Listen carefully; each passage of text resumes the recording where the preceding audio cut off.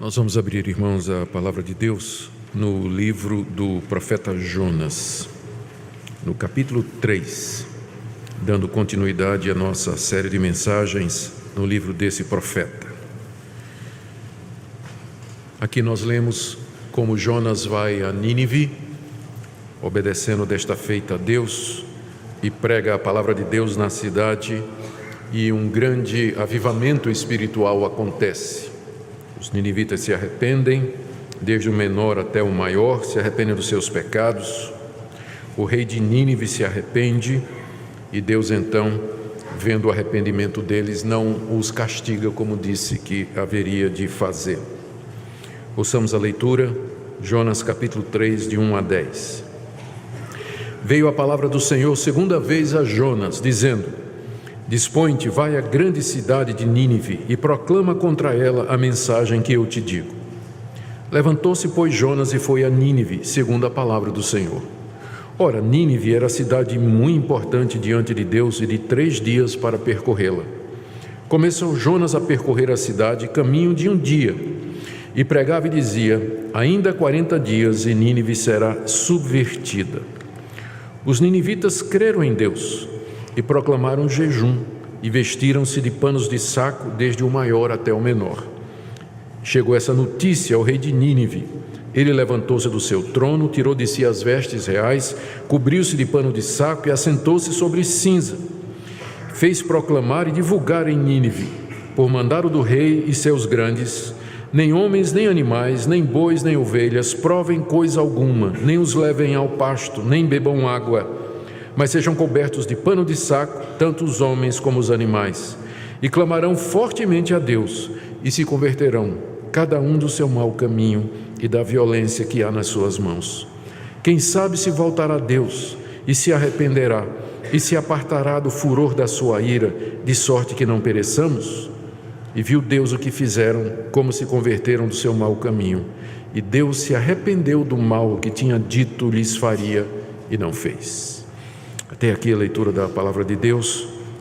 Oremos mais uma vez, pedindo a iluminação do Espírito Santo na compreensão da palavra do Senhor.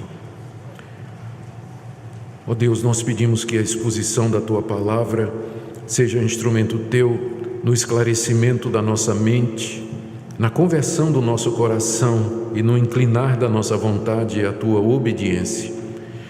Eu quero pedir, Senhor, pelos que aqui se encontram nesta noite e que ainda não se arrependeram e nem se converteram dos seus maus caminhos, que através da palavra pregada pelo poder do Espírito Santo possam se chegar a Ti em quebrantamento, arrependimento verdadeiro, pano de saco e cinza, clamando a Ti pelo perdão.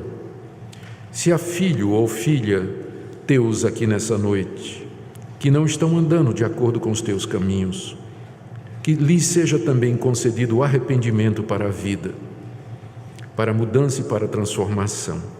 Oro também pelos aflitos, pelos angustiados, que se sentem culpados, que possam contemplar a Tua misericórdia exposta nesse capítulo e que possam recorrer ao Deus que perdoou os ninivitas. Nós oramos ao Deus também por um grande avivamento espiritual, porque Tu és o mesmo Deus. Tu podes, ó Deus, converter cidades inteiras, se assim for a Tua vontade. Clamamos que tenha misericórdia não somente de Goiânia, mas também no nosso país, que atravessa uma situação tão difícil. Pedimos a Tua graça e assim que o Senhor nos ouça e abençoe, responda nessa noite. Em nome de Jesus. Amém. O livro de Jonas conta a história de como esse profeta, tendo sido chamado por Deus para anunciar a palavra dele em Nínive, capital da Síria, resolveu desobedecer. O capítulo 1 mostra como Deus chamou Jonas e disse que ele deveria clamar contra a cidade de Nínive, porque a cidade tinha chegado a um nível de violência tão grande que incomodava o próprio Deus.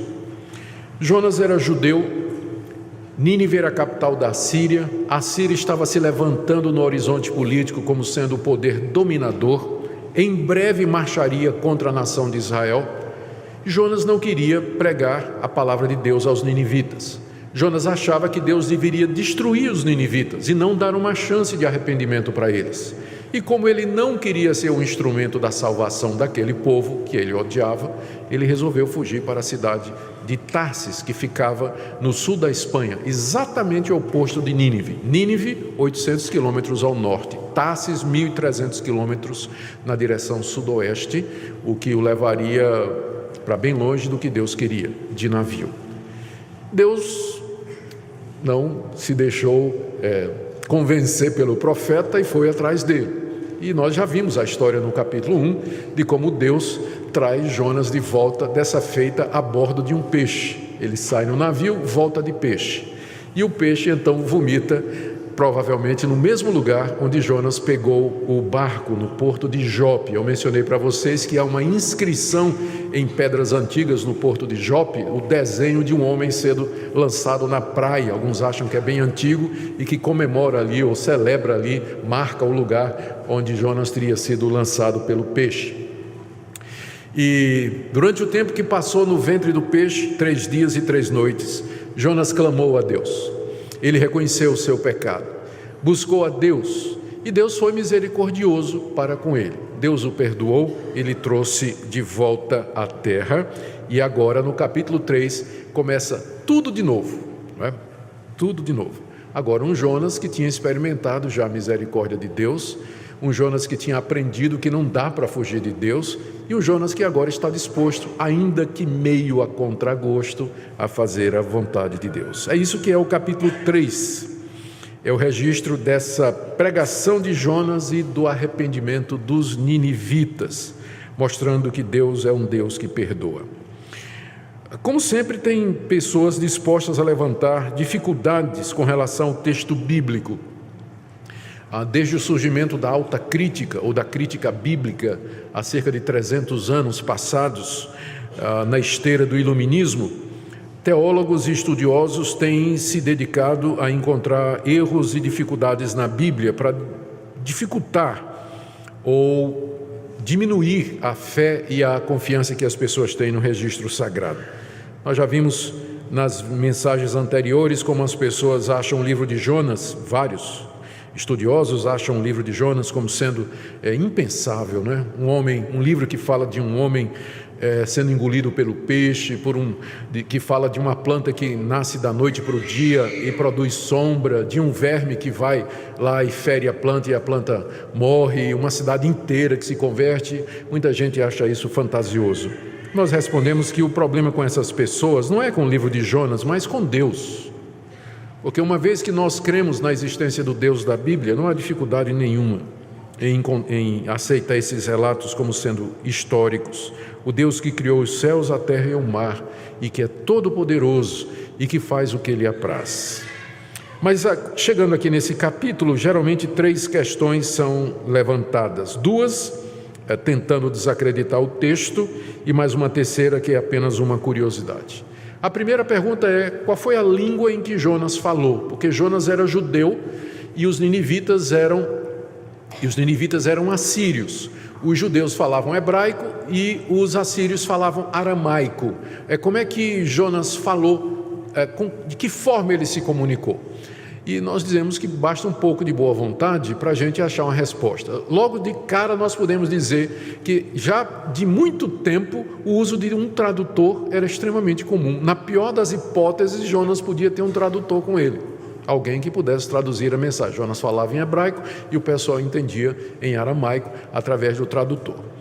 Mas também existe uma semelhança muito grande entre o aramaico e o hebraico. No livro do profeta Isaías, no capítulo 36, verso 11, você tem um relato de como, algum tempo depois que isso aconteceu, os enviados do rei da Síria chegam nas portas de Jerusalém e começam a trazer ameaças falando em hebraico. E os enviados do rei Ezequias, os nobres, falam com aqueles invasores e dizem: você não precisa falar em hebraico, fala em aramaico que nós entendemos. Então as duas línguas são bastante parecidas e como a mensagem de Jonas era de 6 palavras, não haveria muita dificuldade para que os assírios entendessem o que ele está dizendo. Mas é que o pessoal tem que achar sempre algum defeito, não é? pessoal fica procurando chifre em cabeça de cavalo. O que eles puderem achar na Bíblia para dizer que é erro, que é dificuldade, eles vão fazer isso. E com certeza você que está na universidade vai encontrar professor da universidade que vai dizer assim: mas a Bíblia está cheia de erros, a Bíblia é um livro que historicamente não é confiável. A melhor atitude que você pode tomar é dizer para o professor: me dê uma lista, professor, desses erros. Me dê uma lista desses erros que depois eu vou trazer resposta para o senhor. Ou então pergunte de cara assim: diga um erro aí, professor. E você vai ver que muitos deles são apenas papagaio repetindo o que eles ouviram outros dizer e que eles mesmos nunca leram nem a Bíblia e ficam dizendo esse tipo de coisa. Então, sempre teve gente levantando esse tipo de coisa. Há um segundo questionamento: como é que um evento de tal natureza não aparece no registro da história dos assírios? Nós, de fato, temos, através dos esforços da arqueologia, placas cuneiformes e outros materiais contendo relatos dos feitos assírios de longa data. E, de fato, não consta no registro assírio que um dia a cidade de Nínive se converteu ao Deus dos judeus. Mas isso pode ser explicado de várias maneiras. Primeira delas, o registro assírio, ele é muito ralo. Ele narra um período, passa séculos sem narrar nada, aparece de novo e, via de regra, se concentra na vitória dos reis. Dificilmente, aqui vem a segunda razão, um escritor assírio escrevendo a história de Nínive narraria esse período de vergonha assíria em que os habitantes de Nínive se converteram ao rei de um outro povo, um povo que era um povo inferior. É o que se chama de revisão da história.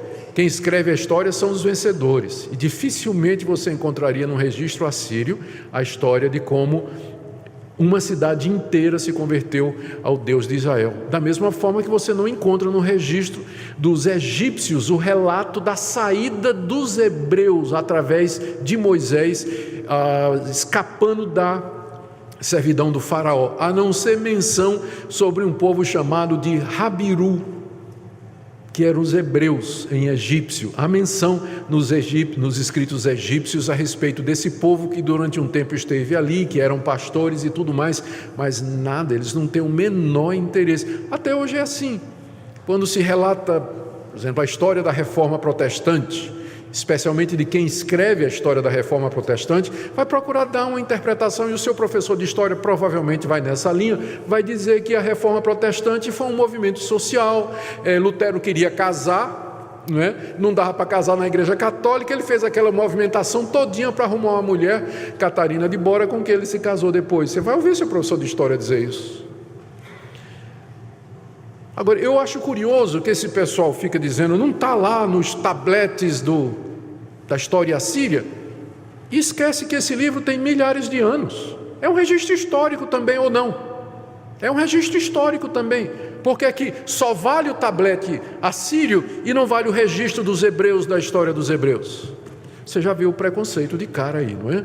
Muita gente preconceituosa mesmo. O que for cristianismo, o que for Bíblia, o que for religião, então já se levanta contra, sem nunca ter lido a Bíblia ou sem nunca ter lido nenhum livro de autores bíblicos que falem, ou de autores cristãos que procurem explicar todas estas coisas. Bom, isso aí é por amor aos nossos universitários, que sofrem bombardeio lá na universidade direto. Bom, mas há uma terceira questão aqui, e essa não é uma questão de céticos, mas é uma pergunta bastante sincera. Quanto tempo durou isso aqui? Porque nós lemos aqui que os ninivitas, eles se arrependeram e eles começaram a cultuar a Deus. Será que isso continuou? Isso durou quanto tempo? A resposta que nós damos é que, infelizmente, isso não durou muito tempo. Cerca de 30 anos depois, o rei da Síria, um rei chamado Pul, P-U-L, ele comanda os exércitos assírios e vem invadir Israel. E algum tempo depois, outro rei chamado Senaqueribe também ameaça conquistar Israel. A história da invasão de Senaqueribe está no livro do profeta Isaías, capítulo 36. E logo depois desses fatos, se você continuar folheando a sua Bíblia, depois do livro de Jonas, você tem o livro do profeta Miqueias e você encontra o livro do profeta Naum. E Naum começa dizendo assim: sentença de Deus contra Nínive. Livro da visão de Naum. E aí já não há mais esperança para Nínive.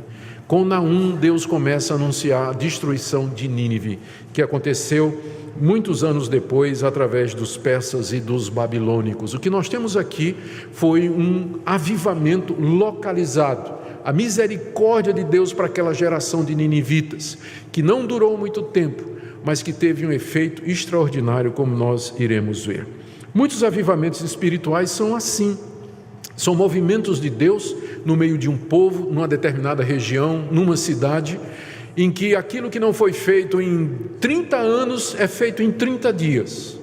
A conversão de centenas e milhares de pessoas, e da mesma forma como veio aquele mover do Espírito Santo, trazendo conversão, mudança de vida, transformação de pessoas, depois de um tempo ele vai também. Na soberania de Deus, ele age como quer, como diz a Escritura, né? Que comparação do Espírito Santo ao vento. Então, a resposta é, de fato, não durou muito tempo, mas o tempo que durou, sem dúvida, valeu a pena, a ponto de Jesus dizer lá, de acordo com Lucas, capítulo 11, ele falar a respeito da conversão dos ninivitas. Nós vamos chegar lá daqui a pouco. Muito bem, queridos, estas são algumas introduções que precisam ser feitas antes de nós começarmos a nossa análise. O capítulo, ele tem 4 partes. Na primeira, lemos como Deus chama Jonas uma segunda vez, versos 1 e 2. Jonas obedece e vai pregar em Nínive, versos 3 e 4. Os ninivitas se arrependem, creem em Deus, se convertem, versos de 5 a 9. Deus então resolve não destruir a cidade como ele disse que haveria de destruir. Vamos então à exposição do texto. Em primeiro lugar, a comissão de Jonas uma segunda vez, versos 1 e 2. Veio a palavra do Senhor segunda vez a Jonas, dizendo: dispõe-te, vai à grande cidade de Nínive e proclama contra ela a mensagem que eu te digo. Nem todo mundo recebe uma segunda chance. Moisés não teve uma segunda chance. Deus disse a Moisés: fala a rocha. Moisés bateu na rocha e Deus disse: por conta disso você não vai entrar na terra prometida.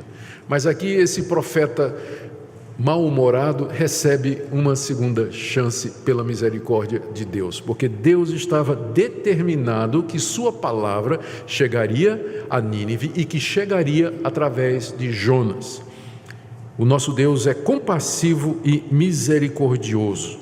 E a mensagem que ele manda que Jonas anuncia continua a mesma, final do verso 2. Proclama contra ela a mensagem que eu te digo, que foi a mensagem que está no capítulo 1, no verso 2. Clama contra ela, porque a sua malícia subiu até mim.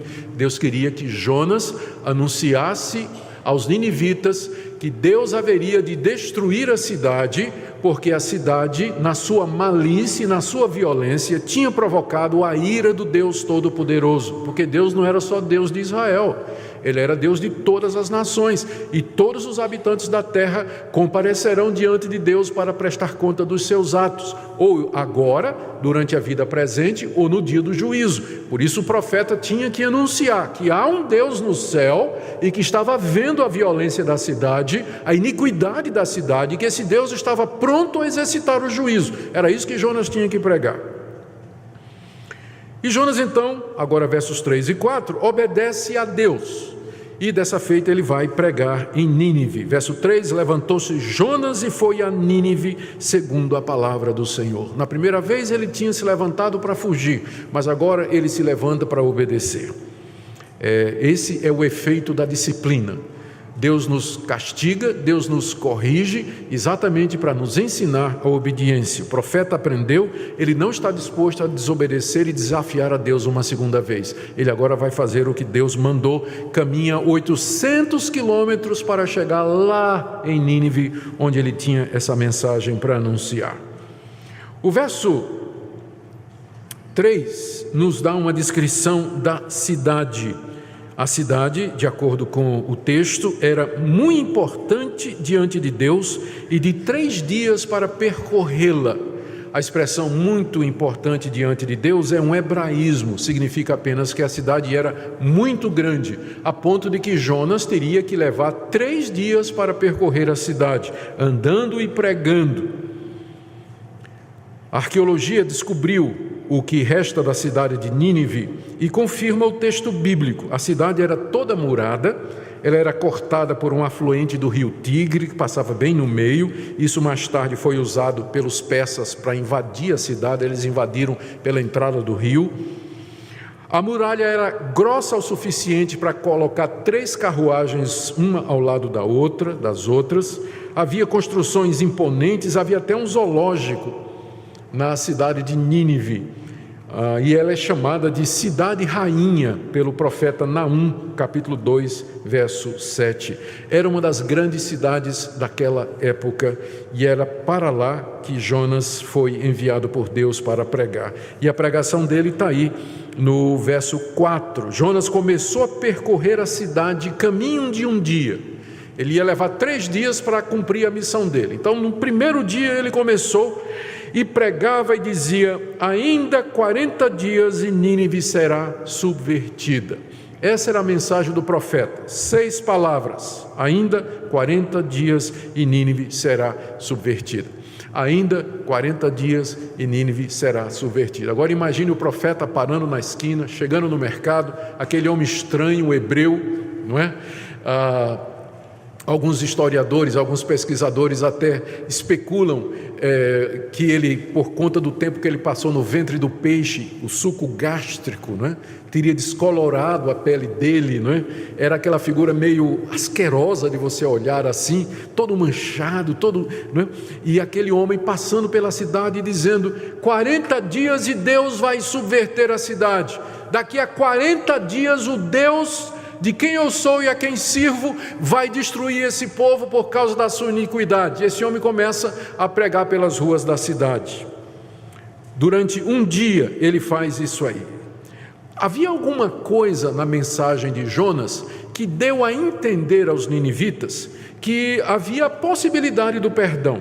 O profeta Jeremias, no capítulo 18, no verso 7, ele traz a palavra de Deus sobre isso. Ele diz assim, Deus falando através do profeta: no momento em que eu falar acerca de uma nação ou de um reino para arrancar, derribar e destruir, e se a tal nação se converter da maldade contra a qual eu falei, também eu me arrependerei do mal que pensava fazer-lhe. O profeta Jeremias, trazendo a palavra de Deus, diz que quando Deus mandar um profeta falar contra uma nação, dizendo que vai destruir aquela nação pelo seu pecado, se aquela nação se arrepender, Deus também não vai mais destruir aquela nação. E os ninivitas perceberam que na pregação de Jonas, aquela pregação do juízo, havia embutida a possibilidade de arrependimento. A possibilidade de arrependimento. E o resultado então foi que, lemos aí do verso 5 ao verso 9, os ninivitas creram em Deus, por incrível que pareça. Você fica imaginando isso, a figura, um profeta hebreu, um estrangeiro, aquela figura estranha. Jonas não estava lá de boa vontade, ele foi meio que levado à força por Deus, no cabresto, para proclamar aquilo. A mensagem dele era uma mensagem curta de juízo e de condenação, tinha tudo para dar errado. Eu até acho que Jonas fez de propósito, porque ele não queria que ninguém se convertesse.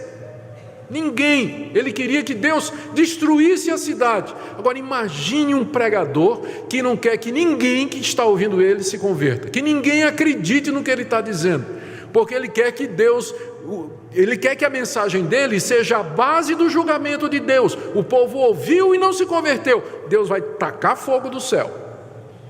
Era essa a intenção do profeta.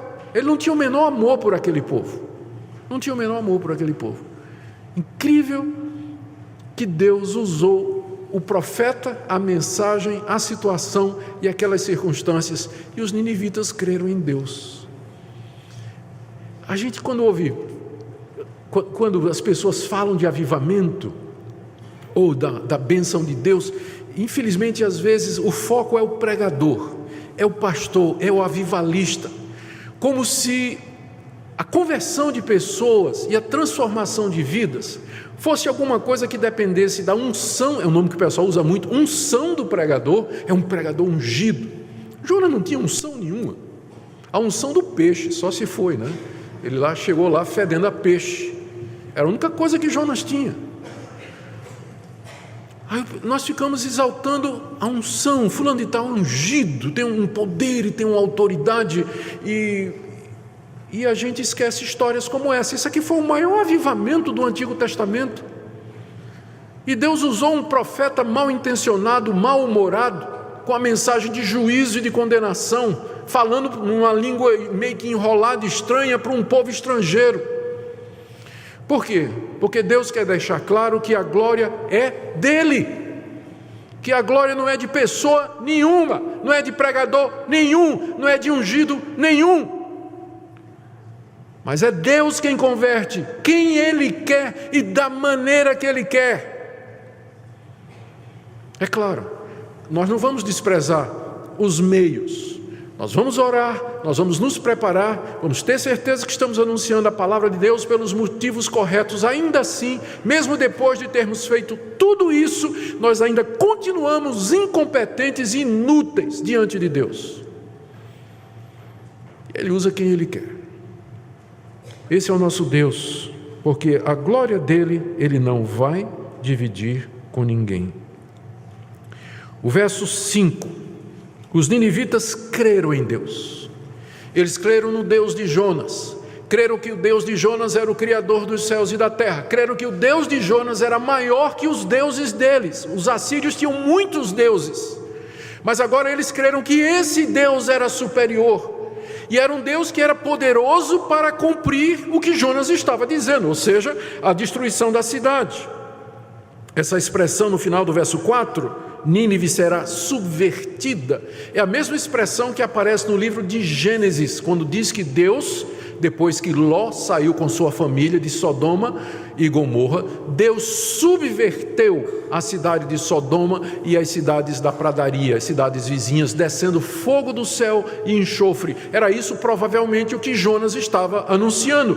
Nínive será subvertida. Deus vai descer fogo do céu, como Ele fez com Sodoma e Gomorra, e vai destruir vocês todos. E os ninivitas creram que Deus era poderoso para fazer isso. Eles creram no Deus de Jonas. E porque eles creram, eles agiram. Olha o resultado no verso 5.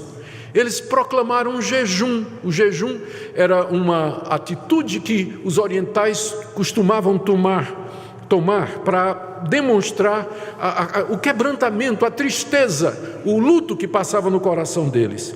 Se vestiram de pano de saco. A cidade era às margens do rio Tigre, não era uma cidade portuária. Saco usado nos armazéns para carregar trigo, carregar milho, é feito de pano grosseiro. Então eles tiraram as suas roupas e coseram para si vestes de pano de saco, para indicar a contrição e o arrependimento que eles estavam sentindo. E diz o texto ainda no verso 5 que isso foi desde o maior até o menor, ricos e pobres, servos, livres, senhores e escravos, homens e mulheres, velhos e crianças, todos começaram a lamentar, chorar diante de Deus, por causa dos seus pecados, foram atingidos pela palavra de Deus, estavam em profunda agonia de alma. E a maneira que eles encontraram para expressar isso foi essas atitudes aqui. Começou no meio do povo. A gente não sabe como é que se espalhou pela cidade, mas na providência de Deus, uma pessoa conta para outra: tem um cara aqui que está falando lá na praça, é uma coisa terrível, você tem que ouvir, vai, chama fulano, traz a vizinhança, traz a mulher, os filhos, vamos lá. E de repente, numa época que não tinha WhatsApp, a cidade toda fica sabendo do que está acontecendo.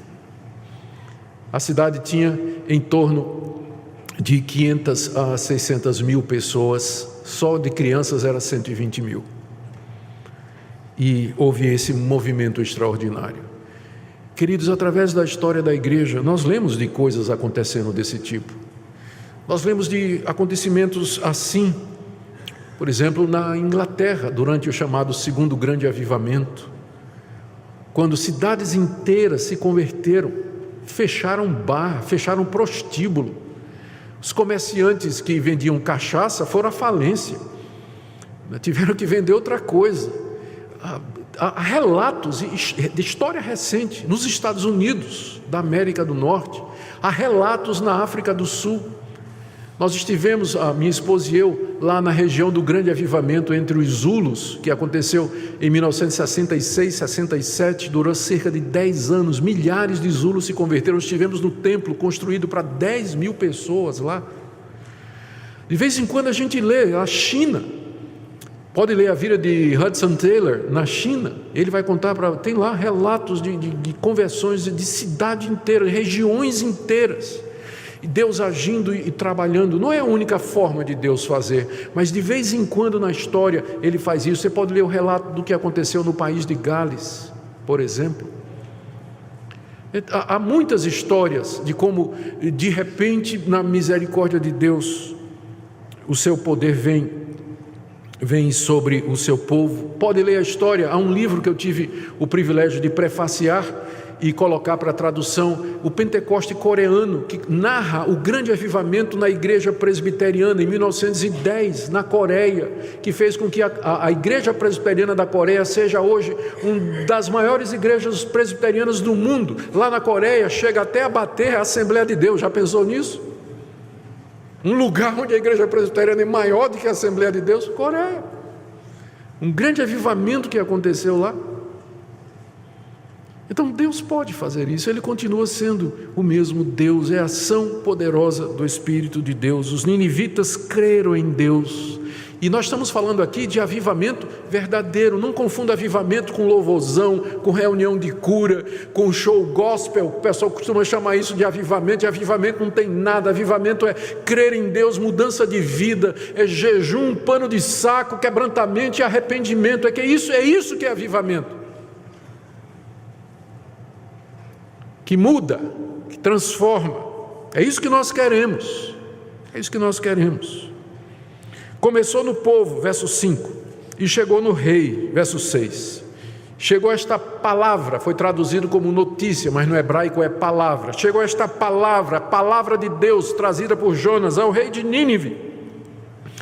E ele se levantou do seu trono. O rei tirou a sua roupa real, as vestes reais, as roupas dos reis assírios eram de púrpura, bordada de ouro, incrustada de pedras preciosas. O homem tira aquela veste e aí manda vir pano de saco e se senta sobre cinza, sinal de arrependimento e quebrantamento. Chama os seus nobres e passa um decreto, verso 7. O decreto do rei tinha 4 pontos. Primeiro ponto, verso 7: nem homens, nem animais, nem bois, nem ovelhas provem alguma coisa, nem levem ao pasto, nem bebam água. Jejum absoluto, inclusive dos animais. Segundo, sejam cobertos de pano de saco, tanto os homens como os animais. Expressão externa de tristeza e de consternação, de arrependimento. Terceiro, clamarão fortemente a Deus. Buscar a Deus, clamar ao Deus de Jonas, pedir a Deus perdão, pedir que Deus tenha misericórdia, que Deus não os castigue conforme eles mereciam. Quarto, cada um se converta do seu mau caminho e da violência que há nas suas mãos. Jejum, pano de saco, clamor e conversão. O rei passou um decreto. Aqui nós vemos conversão por decreto, não é? O rei passou um decreto, você tem que se converter. O rei mandou. E, na verdade, o rei só estava oficializando aquilo que o verso 5 diz que já tinha acontecido. Ele só está dando um caráter oficial àquele movimento, porque o povo já tinha se arrependido, o povo já estava clamando. E o rei, ao fazer aquilo, ele estava dizendo: sim, é isso mesmo que nós vamos fazer. E ele ratifica, coloca o selo real naquela atitude, e o povo então começa a clamar a Deus. No verso 9 você tem a palavra do rei: quem sabe se voltará a Deus e se arrependerá e se apartará do furor da sua ira, de sorte que não pereçamos. Quem sabe Deus vai ouvir o nosso clamor, quem sabe Deus vai atentar para nós, quem sabe Deus vai ver o nosso arrependimento, quem sabe então Deus vai desistir de nos destruir, como Ele disse que faria. Aqui eu vejo como um sinal do verdadeiro arrependimento. Quando a pessoa está arrependida mesmo do que ela fez, ela não chega assim: Deus, eu tenho direito ao perdão. Estou arrependido, Senhor vai me perdoar. E eu estou dando ao Senhor uma chance. Eu sei que o Senhor quer mais gente na igreja, então estou vindo aqui, tá? Estou arrependido e eu quero o que eu tenho direito. Dá de volta o que é meu, restitui. Dá de volta o que é meu. Não vejo arrependimento nenhum aqui. Pessoa arrependida, ela chega diante de Deus assim: será que tem esperança para mim? Será que o Senhor pode ter compaixão desse pecador? Se o Senhor me mandar para o inferno, o Senhor é justo. E eu lá do inferno vou dizer: estou aqui com justiça. Quem está arrependido diz isso. Ele não fica cobrando direito e para Deus restituir o que é dele. Ele se vê pecador, indigno e merecedor do inferno. E a atitude é essa: quem sabe Deus vai ter piedade de mim. E é o que eu lhe digo nessa noite. Se você está arrependido dos seus pecados, e se você quer se converter dos seus maus caminhos, você tem que vir para Deus numa atitude de humilde pecador pedinte, e dizer: tem misericórdia de mim, pecador. Será que tem perdão para mim? Será que a tua compaixão pode me alcançar nessa noite? Quem sabe Deus terá misericórdia de você. Não é você que tem que dar uma chance a Jesus, é Jesus que tem que dar uma chance a você. É Ele que vem a você, é Ele que vai ouvir e vai atender conforme a sua misericórdia. E Ele atende. Verso 10: viu Deus o que fizeram e como se converteram do seu mau caminho, e Deus se arrependeu do mal que tinha dito lhes faria e não fez.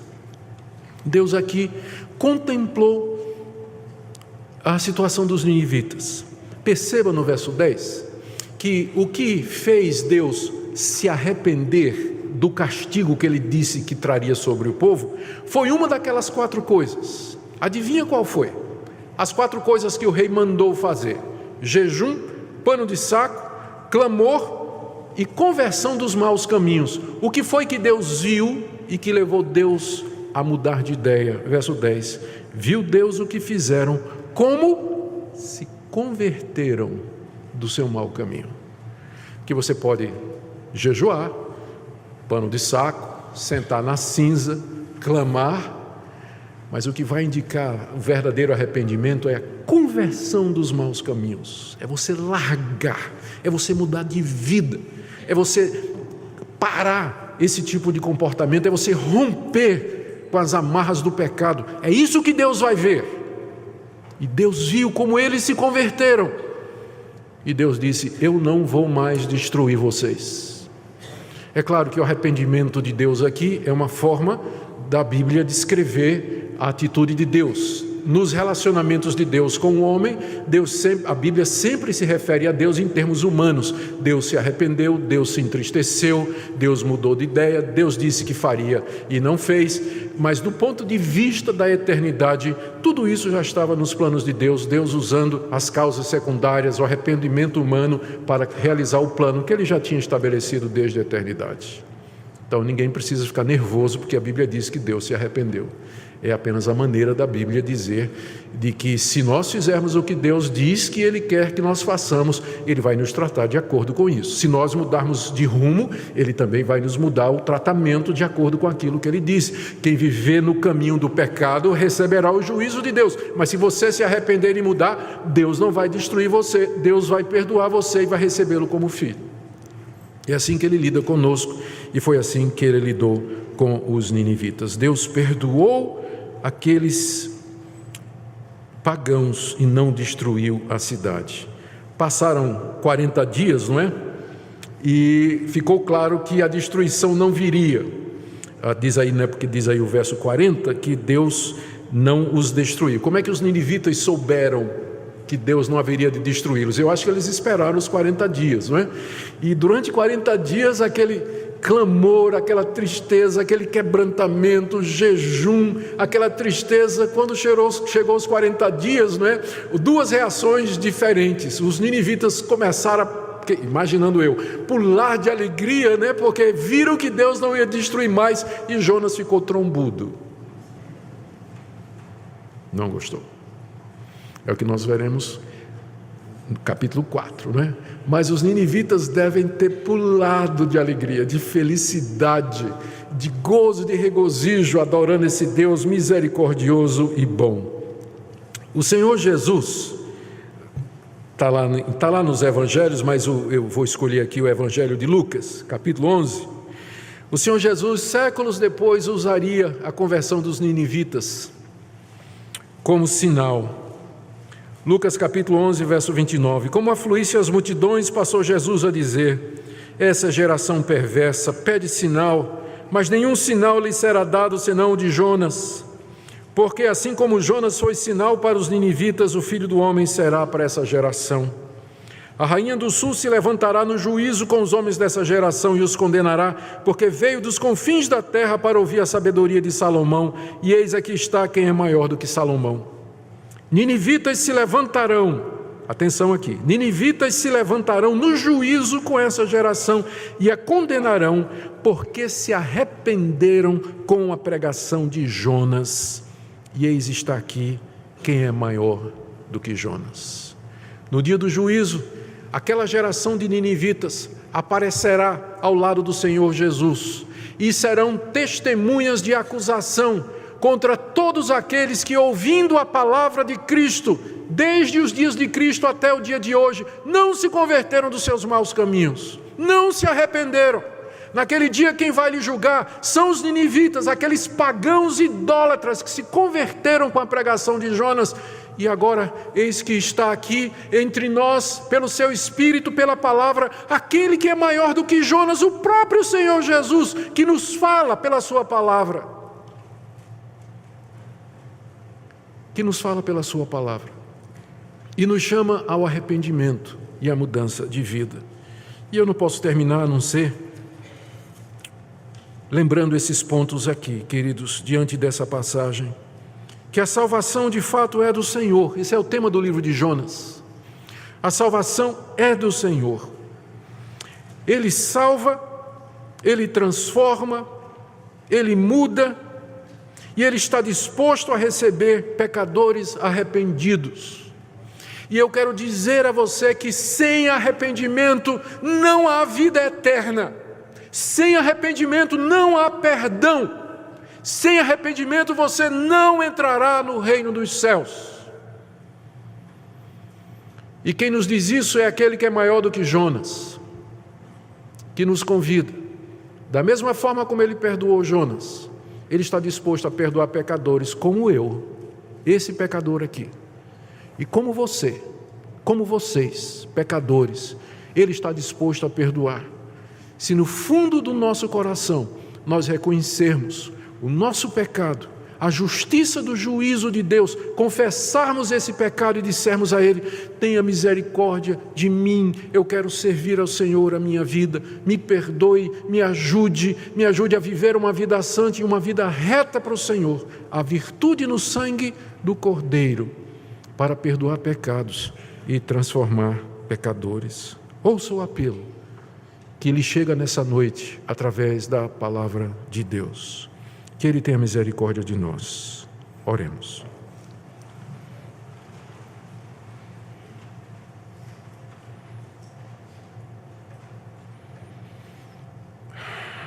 Senhor, nós estamos diante de Ti, reconhecidos, ó Deus, da justiça dos Teus juízos. Se o Senhor nos condenar todos que se encontram aqui, em pé ou sentados, o Senhor estará sendo absolutamente justo. Não tem nenhum de nós aqui que possa reivindicar qualquer inocência ou direito diante de Ti. E apesar das nossas desculpas, que nós nos comparamos com outros, achamos que o nosso pecado não é tão grave e sempre tem gente que faz pior do que nós, no fundo do coração, a nossa consciência nos julga. E nós sabemos que nós não somos diferentes dos ninivitas pagãos, maus e violentos, imorais e idólatras. Por isso, se o Senhor não tiver compaixão de cada pessoa que está aqui, nós seremos condenados eternamente ao sofrimento eterno. Mas agora, confiados no Teu perdão que o Senhor demonstrou aqui, que o Senhor perdoa pecadores arrependidos, confiados no sangue do Cordeiro de Deus que tira o pecado do mundo, nós queremos nos aproximar de Ti nesse momento.